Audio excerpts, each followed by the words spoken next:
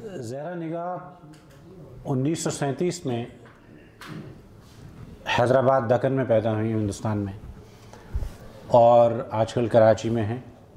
ان کا کچھ وقت لندن میں گزرا جہاں ان کے شوہر تھے، اور اب واپس کراچی آ گئی ہیں وہ۔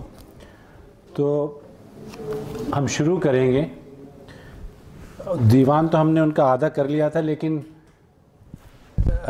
جیسے میں نے پچھلی دفعہ عرض کیا تھا کہ جو خواتین شاعرات کی شاعری ہے اس میں جو نزاکت اور جو خوبصورتی ہے وہ کچھ مردوں کو نصیب نہیں ہوئی شاعروں کو، اور اس کی ایک خاص وجہ ہے۔ اور کچھ غزلوں کا جو انتخاب کیا ہے میں نے، وہ خصوصاً خواتین کی دل کو چھوئیں گی زیادہ، کیونکہ یہ خاتون کی شاعری بھی ہے۔ اور میں یہ نہیں کہتا کہ یہ خاتون شاعرات میں بڑی ہیں، آداب، یہ اردو شاعری کی اس وقت سب سے بڑی شاعر ہے۔ ایک غزل ہم نے پچھلی دفعہ کی تھی، لیکن میں نے سوچا کہ یہ اس کو دہرایا جائے۔ اپنا ہر انداز آنکھوں کو تر و تازہ لگا، اپنا ہر انداز آنکھوں کو تر و تازہ لگا، کتنے دن کے بعد مجھ کو آئینہ اچھا لگا۔ اپنا ہر انداز آنکھوں کو تر و تازہ لگا، کتنے دن کے بعد مجھ کو آئینہ اچھا لگا، سارا آرائش کا ساما میں اس پر سوتا رہا۔ آرائش کہتے ہیں کاسمیٹکس کو۔ تو سارا آرائش کا ساما میں اس پر سوتا رہا، اور چہرہ جگمگاتا جاگتا ہنستا لگا۔ اور کیسے ہر کمرے میں دیواروں کے چہرے کھل اٹھے۔ اصل میں یہ جو چہرے کا جو تاثر ہے وہ ایک اندرونی کیفیت کا آئینہ دار بھی ہوتا ہے، میرا خیال ہے۔ اور خصوصاً اس غزل میں یہ بہت نمایاں ہے۔ کیسے ہر کمرے میں دیواروں کے چہرے کھل اٹھے، کیسا ہر کونا مجھے کیا ہنستا لگا، اس میں کچھ وہ ہے۔ اور ملگجے کپڑوں پہ اس دن کس غضب کی آب تھی۔ آب کا مطلب پانی بھی ہے، آپ کا مطلب تلوار کی دھار بھی ہے، اور آپ کا مطلب چمک بھی ہے۔ یہاں چمک ہے۔ ملگجے کپڑوں پہ اس دن کس غضب کی آب تھی، سارے دن کا کام اس دن کس قدر اچھا لگا، اور چال پر پھر سے نمایاں تھا دل آویزی کا زوم۔ یعنی مجھے یہ زوم تھا کہ میں کس قدر دل آویز ہوں، اور میری چال میں بھی وہ ایک اس کی جھلک تھی۔ چال پر پھر سے نمایاں تھا دل آویزی کا زوم، جس کو واپس آتے آتے کس قدر عرصہ لگا۔ اور میں تو اپنے آپ کو اس دن بہت اچھی لگی، میں تو اپنے آپ کو اس دن بہت اچھی لگی، وہ جو تھک کے دیر سے آیا اسے کیسا لگا۔ یہ صرف ایک خاتون کہہ سکتی ہیں، مردوں میں ایسا شعر کہنے کی اہلیت نہیں ہے۔ اب میں کیونکہ ہم دہرائیں گے نہیں، لیکن اب آگے چلیں گے ہم۔ جب آدم اور حوا کو نکالا گیا تو اس کا زیادہ الزام حوا پہ آتا ہے، تو حوا کی بیٹی کو اس کا جواب دینا تھا، کیونکہ یہ لگتا ہے کہ یہ دنیا مردوں کی ہے، جو نہیں ہے، سب کی ہے۔ وہ ایک مجھے شعر یاد آیا، مجھے یاد نہیں کس کا شعر ہے، کہ آدم نے کھا کے، بھیا یہ دروازہ بند کر دیں گے آپ، آدم نے کھا کے دانہ گندم کو کیا کہیں، آدم نے کھا کے دانہ گندم کو کیا کہیں، اپنی تو کیا ہماری بھی مٹی خراب کی۔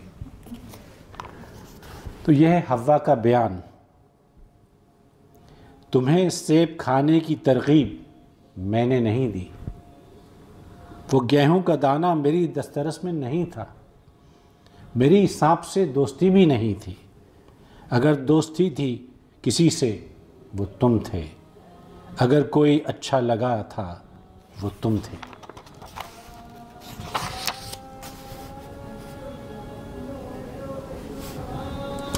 پھر ان کا ایک شعر ہے،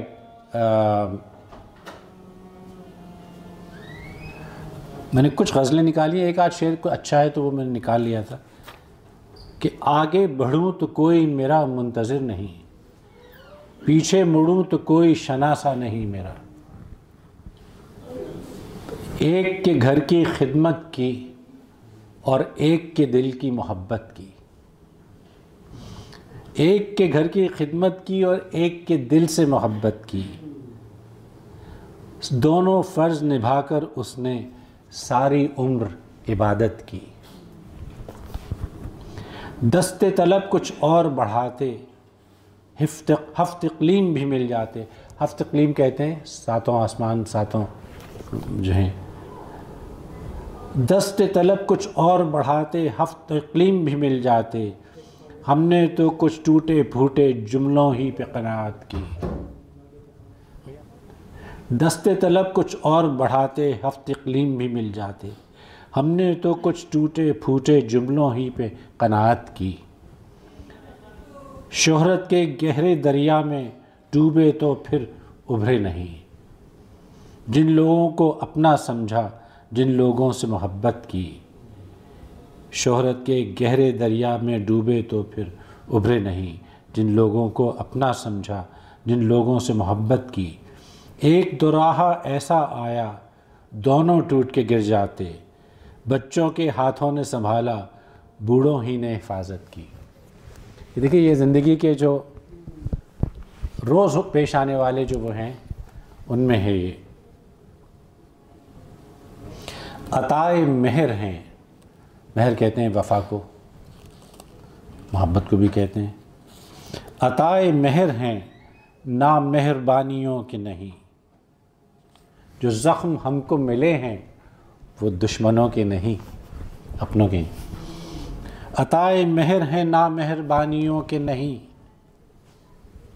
جو زخم ہم کو ملے ہیں وہ دشمنوں کے نہیں، محبتیں تو کجا یہ مروتوں کے نہیں، یہ کیسے لوگ ہیں اپنی سہولتوں کے نہیں، اور شکستہ پر سے پرندے ہیں برسرے دیوار، جو دیوار پہ پرندے بیٹھے ہیں لگتا ہے کہ ان کے پر کٹ چکے ہیں یا شکستہ ہیں، شکستہ پر سے پرندے ہیں برسرے دیوار، کہ اب درخت بھی قسمت میں جنگلوں کے نہیں،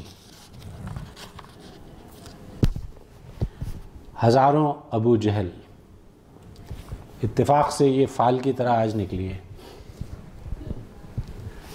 تو میں نے آج ایک شعر بھیجا تھا، ہزاروں ابو جہل راہ فراست پہ دانش کی صندوق سر پہ اٹھائے چلے آ رہے ہیں، رہ گزاروں میں سہمے ہوئے لوگ ان کے فتووں پہ ایمان لاتے ہوئے ان کے قدموں میں بچھتے چلے جا رہے ہیں، ہر ابو جہل کے ہاتھ میں آتشی وہ عصا ہے جس کی آواز دہشت ہے، کرب و بلا ہے، میرے معبود تیرا یہ ارشاد ہے، اب پیمبر نہیں آئیں گے پھر بتا ان کو روکے گا کون، آتشی ان کے ہتھیار اب ان سے چھینے گا کون۔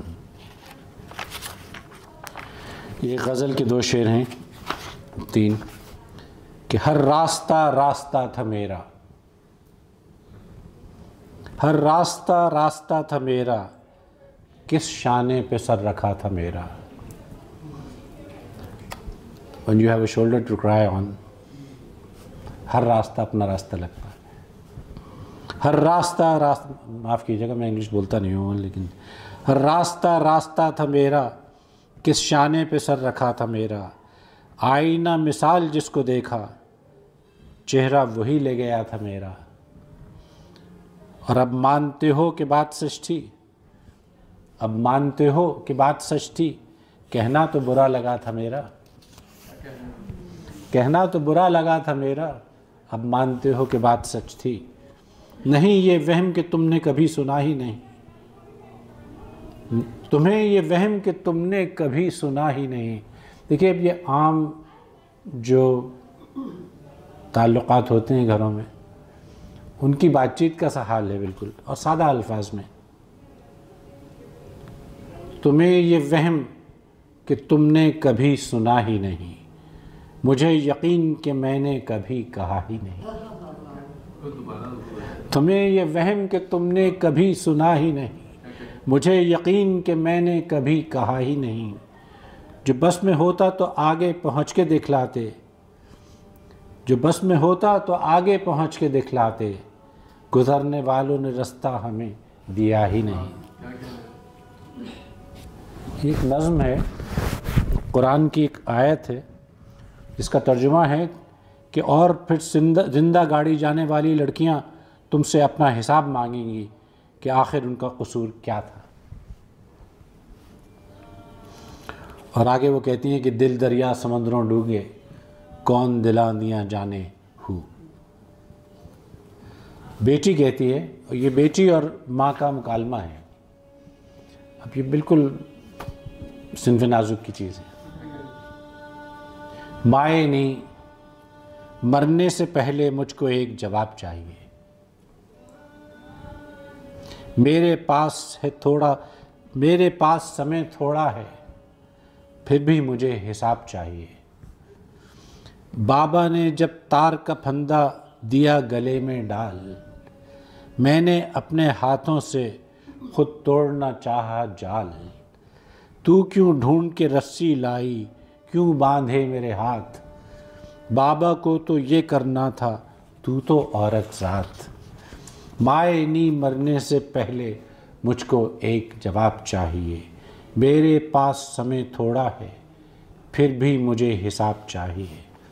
اور ماں جواب دیتی ہے کہ دھیے نی، سننا چاہے تو سن لے میرا جواب، لینا چاہے تو لے لے میرا حساب۔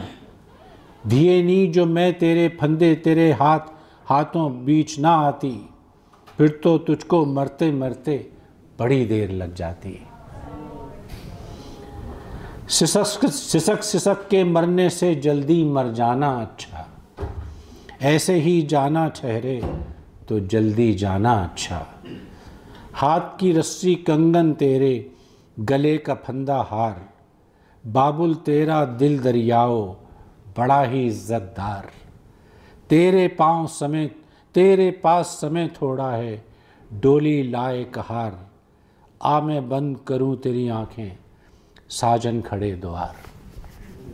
یہ بڑی تکلیف دہ نظم ہے، لیکن یہ ہوتا ہے، اور یہ صرف گاؤں میں نہیں ہوتا، شہروں میں بھی ہوتا ہے۔ اور ماں بیچاری پتہ نہیں کس دکھ سے ایک اور دکھ سمجھتے ہوئے اس کی مشکل آسان کر رہی ہے۔ یہ جب یہ کہی گئی تھی یا لکھی گئی تھی تو اس طرح کے حادثے کافی پیش آ رہے تھے۔ ایک منتشر سی نظم، بہت دن سے طبیعت منتشر ہے، مگر کیوں ہے؟ اگر یہ علم ہو جاتا تو سب کچھ ٹھیک ہو جاتا۔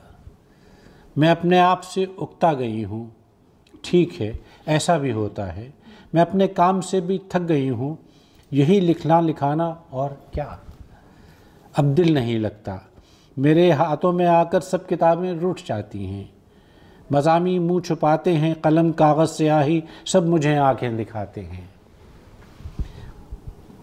چلو کوشش کروں ایک آخری کوشش،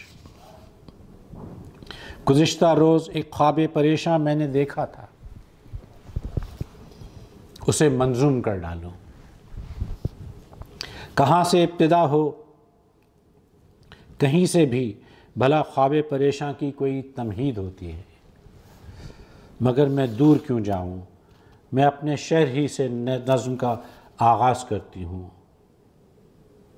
جہاں رہتی ہوں میں یہ شہر میرا شہر غربت ہے، دکھائی گو نہیں دیتا، ایک عرصے سے کئی حاکم حکومت کرنے آتے ہیں، بہت دولت کماتے ہیں، بہت بے آبرو ہوتے ہیں، واپس لوٹ جاتے ہیں۔ اب یہ لگتا ہے کہ کل ہی لکھی تھی انہوں نے، اور بڑی شاعری کی یہی علامت ہے کہ وہ ہر دور میں ایسا لگتا ہے کہ آج کے لیے لکھی ہے۔ مگر یہ بات جو میں لکھ رہی ہوں ایسے پہلے بھی لکھتی آئی ہوں شاید، اسے میرے کئی ہم عصر شاعر لکھتے رہتے ہیں، کئی باتوں کو پھر دہراؤں یہ اچھا نہیں لگتا۔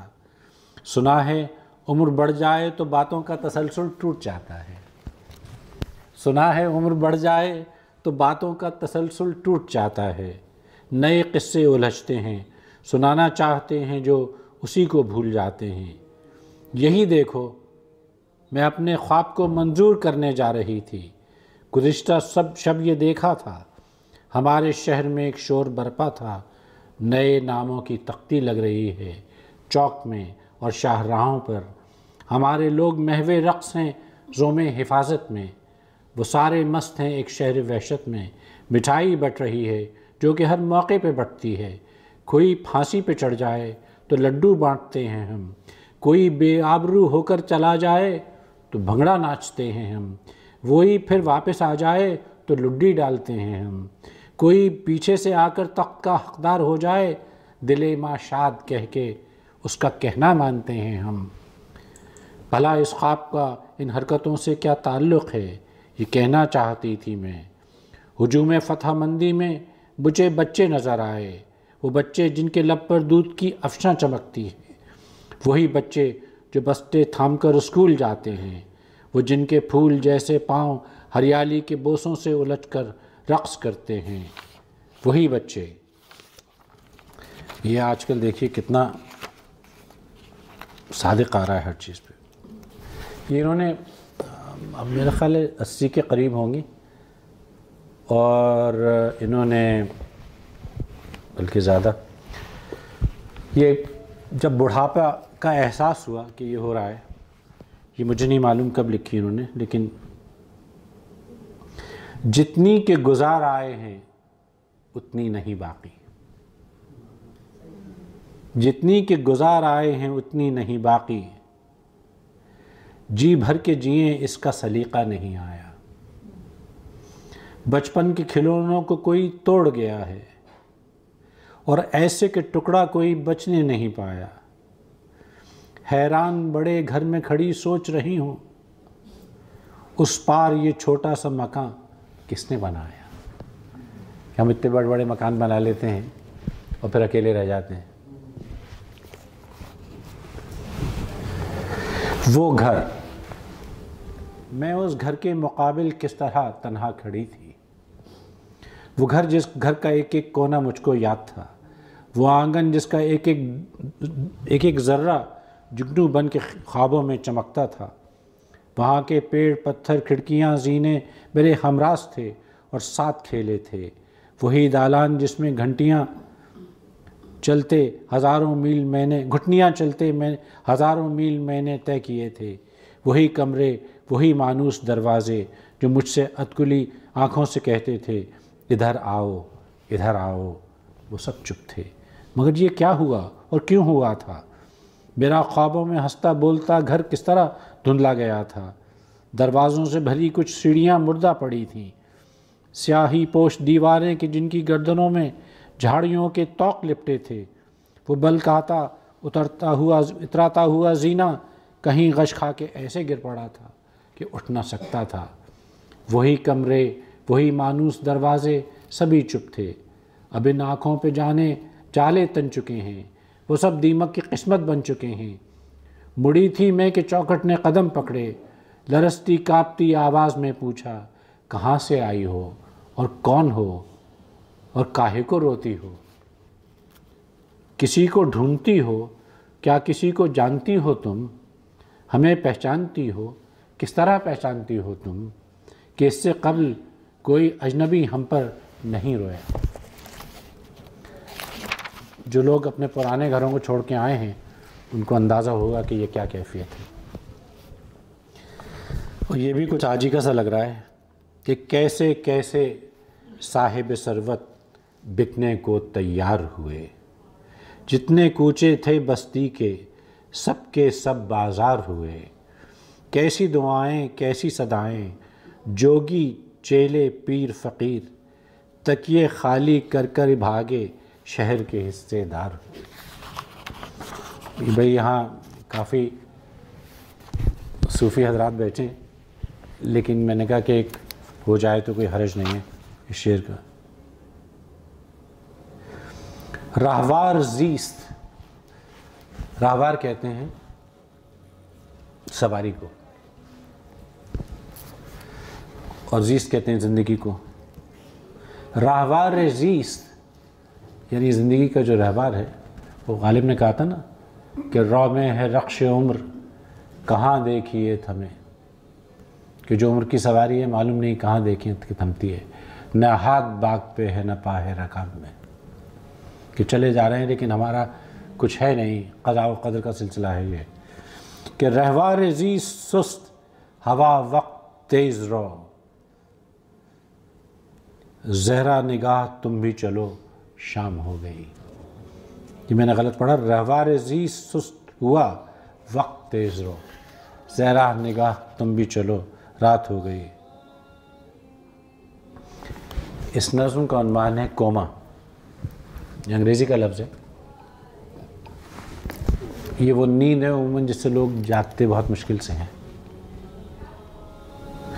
میری سنیے تم مت ملیے، ہماری ماں ہے لیکن اب نہیں پہچانتی ہم کو، معالج دوست رشتہ دار ہمت ہار بیٹھے ہیں، مگر آپ ان کو کیسے جانتے ہیں یہ تو بتلائیں، لڑکپن میں پڑوسی رہ چکے ہیں آپ تو پھر آئیے اندر، اسی دالان کے دائیں طرف وہ ان کا کمرہ ہے، وہاں پر نرس بیٹھی ہے، اسی سے حال سارا پوچھ لیجئے گا، معافی چاہتے ہیں ہم ذرا جلدی میں ہیں، ہم کو کسی دعوت میں جانا ہے۔ یہ بھی وہی ایک عمر کو پہنچنے کے بعد کی شاعری ہے کہ ہزاروں میل پیچھے رہ گیا ہے میرا بچپن، مجھے چہرے نظر آتے ہیں اب بھی بادلوں میں، اکیلے پن سے میری دوستی کچھ بڑھ گئی ہے، بہت خوش ہوں میں اپنی ذات ہی کی محفلوں میں، زرے منزل لٹا کر راہ درویشی ملی تھی، مگر اب نیند آتی جا رہی ہے راستوں میں۔ یہ ایک ہے قصہ گل بادشاہ کا۔ یہ اس زمانے کی بات ہے جب کہ بہت حالات خراب تھے پاکستان کے، اب بھی کوئی ایسے اچھے نہیں ہیں لیکن اس وقت اور زیادہ خراب تھے۔ تو یہ جو کم عمر لڑکوں کو یا اغوا کیا جاتا تھا یا برگلایا جاتا تھا اور پھر ان کو استعمال کیا جاتا تھا دہشت گردی کے لیے، تو یہ ہے قصہ گل بادشاہ کا۔ نام میرا ہے گل بادشاہ، عمر میری ہے 13 برس، اور کہانی میری عمر کی طرح سے منتشر منتشر مختصر مختصر، میری بے نام بے چہرہ ماں بے دوا مر گئی، باپ نے اس کو برقعے میں دفنا دیا، اس کو ڈر تھا کہ منکر نکیر میری اماں کا چہرہ نہ دیکھ لیں، ویسے زندہ تھی جب بھی وہ مدفون تھی۔ باپ کا نام زرتاج گل، عمر 32 برس، وہ مجاہد شہادت کا طالب راہ حق کا مسافر ہوا، اور جام شہادت بھی اس نے دیا، میرے چاچا کے ہاتھوں پیا، جو شمالی مجاہد تھا اور 5 وقتہ نمازی بھی تھا، مسئلہ اس شہادت کا پیچیدہ ہے، اس کو بہتر یہی ہے یہیں چھوڑ دیں، اب بہرحال بابا تو جنت میں ہے، اس کے ہاتھوں میں جام طہور، اس کی باہوں میں حور و قصور، میری تقدیر میں بم دھماکے دھواں، پگھلتی ہوئی یہ زمیں بکھرتا ہوا آسماں، بعد از مرگ وہ زندہ ہے، زندگی مجھ سے شرمندہ ہے، کل سر شام دشمن نے آتے ہوئے بم کے ہمراہ برسا دیے، مجھ پہ کچھ پیلے تھیلے جن سے مجھ کو ملے، گول روٹی کے ٹکڑے، ایک مکھن کی ٹکیا، ایک شربت کی بوتل، مربے کا ڈبہ، اس کے بدلے میں وہ لے گئے میرے بھائی کا دست مشقت جس میں منت کا ڈورا بندھا تھا، میری چھوٹی بہن کا وہ پاؤں جس سے رنگ حنا پھوٹتا تھا، لوگ کہتے ہیں یہ امن کی جنگ ہے، امن کی جنگ میں حملہ آور صرف بچوں کو بے دست و پا چھوڑتے ہیں، ان کو بھوکا نہیں چھوڑتے، آخر انسانیت بھی کوئی چیز ہے، میں دہکتے پہاڑوں میں تنہا اپنے ترکے کی بندوق تھامے کھڑا ہوں، تماشائے اہل کرم دیکھتا ہوں، تماشائے اہل کرم دیکھتا ہوں۔ یہ جس زمانے کی نظمیں اور غزلیں ہیں وہ بڑا قیامت خیز زمانہ تھا، تو یہ کافی افسردہ اور کرنے والی اور کافی افسوسناک ہیں۔ ہمارے پاس ایک ماہر نفسیات بیٹھے ہیں یہاں، کہانی گل زمینہ کی، وہ گل بادشاہ کی تھی، یہ گل زمینہ کا، اور یہ نام جیسا کہ آپ جانتے ہیں سب ہمارے شمالی علاقے کے لوگوں کے ہیں۔ گل زمینہ سنو، تودائے خاک پر اپنی کوپل سی انگلی سے کیا لکھ رہی ہو؟ وہ کسی کی قبر پہ کچھ لکھ رہی ہے۔ تودائے خاک پر اپنی کوپل سی انگلی سے کیا لکھ رہی ہو؟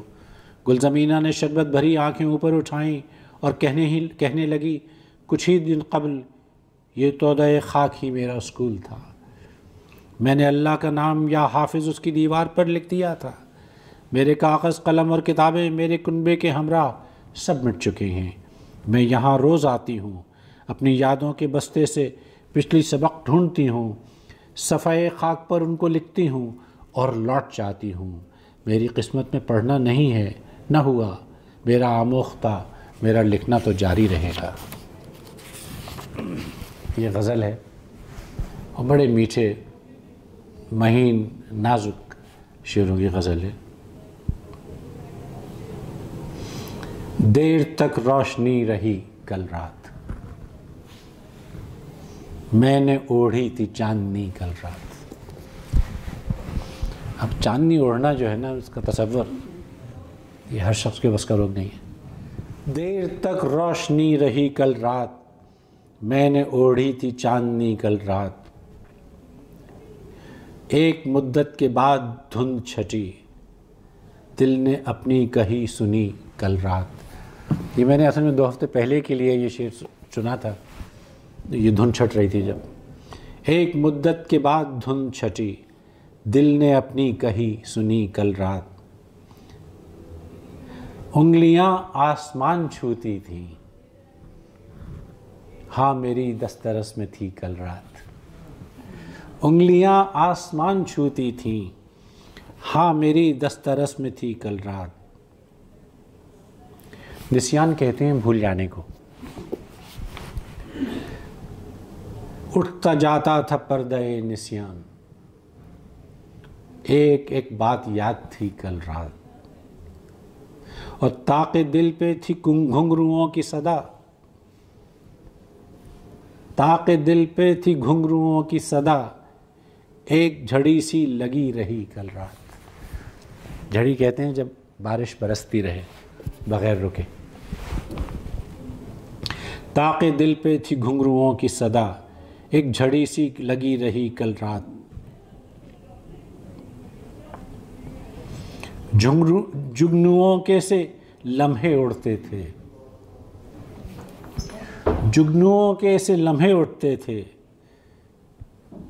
میری مٹھی میں آ گئی کل رات۔ حرف حرف گوندے تھے، یعنی جب غزل کہی تھی تو ایک ایک حرف ایک ایک لفظ کو گوندا تھا، بنایا تھا۔ حرف حرف گوندے تھے، طرز مشک بو کی تھی، تم سے بات کرنے کی کیسی آرزو کی تھی، تم سے بات کرنے کی کیسی آرزو کی تھی، حرف حرف گوندے تھے، طرز مشک بو کی تھی، ساتھ ساتھ چلنے کی کس قدر تمنا تھی، ساتھ ساتھ کھونے کی کیسی جستجو کی تھی، وہ نہ جانے کیا سمجھا ذکر موسموں کا تھا، ذکر موسموں کا تھا، وہ نہ جانے کیا سمجھا، میں نے جانے کیا سوچا، بات رنگ و بو کی تھی، اس ہجوم میں وہ پل کس طرح سے تنہا ہے، اس ہجوم میں وہ پل کس طرح سے تنہا ہے، جب خاموش تھے ہم تم اور گفتگو کی تھی، اس ہجوم میں وہ پل کس طرح سے تنہا ہے، جب خاموش تھے ہم تم اور گفتگو کی تھی۔ کہتے ہیں نا ڈیفننگ سائلنس. یہ ان کے شاید شریک حیات کے انتقال کی بات ہے. جانے کے بعد تم نہیں ہو نہ صحیح، فرق نہیں پڑتا ہے. زندگی ہے کہ بہر طور گزر جاتی ہے، نیند ہر حال میں آ جاتی ہے. رونے والے بھی تو تھک جاتے ہیں، پھر تسلی سے بہل جاتے ہیں. روز کی طرح سے سورج بھی نکل آتا ہے. کھڑکیاں کھلتی ہیں، پردے بھی سرک جاتے ہیں. پھول گلدانوں میں سجتے ہیں، مہک جاتے ہیں. لیمپ ہر شام اسی طرح سے جل جاتے ہیں. وہی کمرہ، وہی تصویر، وہی کرسی میز، سب کے سب ویسے ہی رکھے ہیں جہاں رکھے تھے. کوئی تبدیلی نہیں آئی ہے. ہاں مگر کمرے کے کونے میں وہ بے جان مشین جس کے تاروں سے رگے جاں کے کئی رشتے تھے. گھنٹیاں جس میں صداؤں کی بسی رہتی تھیں، ایسی خاموش ہے جیسے کہ کبھی تھی ہی نہیں. ہاتھ کے لمس سے لو دیتے وہ سارے نمبر. گرد آلود ہیں، افسردہ ہیں، خوابیدہ ہیں. جب سے نیند آئی ہے تم کو وہ نہیں جاگے ہیں. میں نے جیسے عرض کیا تھا کہ یہ تھوڑی سی افسردہ کرنے والی نظمیں اور غزلیں ہیں، یہ آخر زمانے کی ہیں. جو میچے کام تھے یہ کچھ خوش کرنے والی چیز تھی، وہ ہم پچھلی محفل میں کر چکے ہیں. 2 شعر. ہم ایک دوپٹے کے گھروندے میں پلے تھے. جو گھروندا تھا وہ ایک دوپٹے کا تھا، جیسے بچے کھیلتے ہیں بچپن میں. ہم ایک دوپٹے کے گھروندے میں پلے تھے، جب اپنے مکانوں میں رہے روز نہ مل پائے. یہ سوچ کے نپٹائے ہیں سب کام بہت جلد. میں جاؤں میرے پاس سے اب کوئی نہ جائے. یہ آخر وقت کا ہی ہے، اس لیے کہ یہ سوچ کے نپٹائے ہیں سب کام بہت جلد. میں جاؤں میرے پاس سے اب کوئی نہ جائے. اچھا، یہ زہرا نگاہ صاحبہ کی دیر کی نظموں میں سے ہے.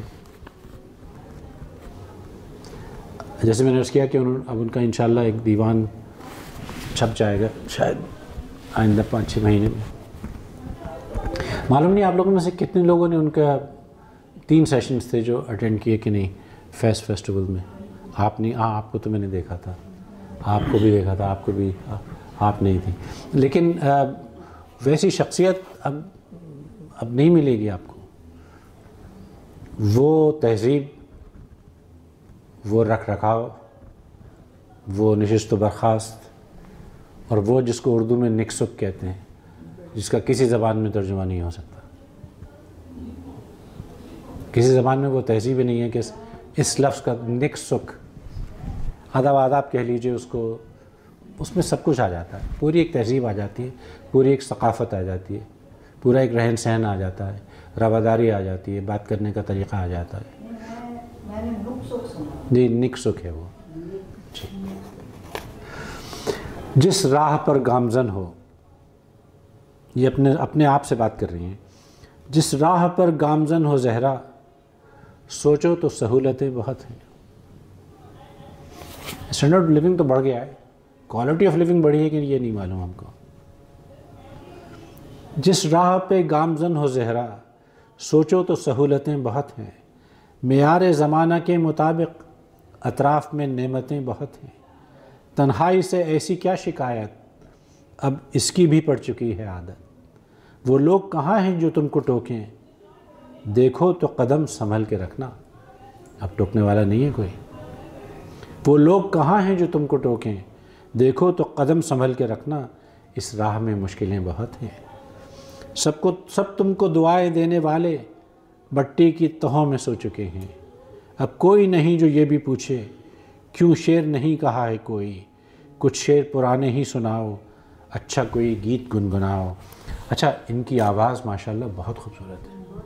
میں نے وعدہ کیا تھا آپ سے کہ میں ان کا ترنم میرے پاس ریکارڈڈ ہے، وہ لے کے آؤں گا. بالکل بھول گیا، میں معذرت چاہتا ہوں. بہت ہی خوبصورت، بالکل لہن داؤدی. 80 سال کی ہیں تو مشکل ہو جاتی ہے، لیکن ابھی بھی وہ نبھا دیتی ہے۔ اچھا کوئی گیت گنگناؤ، کیا کرتی ہو سارے وقت گھر پر، بیکار یوں نہیں ٹہل ٹہل کر، آغاز جنوں ہے خود کلامی، اس کا بھی ذرا دھیان رکھنا۔ آغاز جنوں ہے خود کلامی، اپنے آپ سے بات کرنا پاگل پن کی پہلی نشانی ہے۔ آغاز جنوں ہے خود کلامی، کا بھی کچھ خیال رکھنا، اس کا بھی ذرا دھیان رکھنا۔ ملتی ہے مشاعروں کی دعوت، تقریب مباحث صدارت، تم کیوں نہیں مانتی ہو ان کو؟ تبدیل تو ہوگا ایک منظر، کچھ لوگ نئے ملیں گے تم کو اور اچھی طرح ملیں گے تم کو۔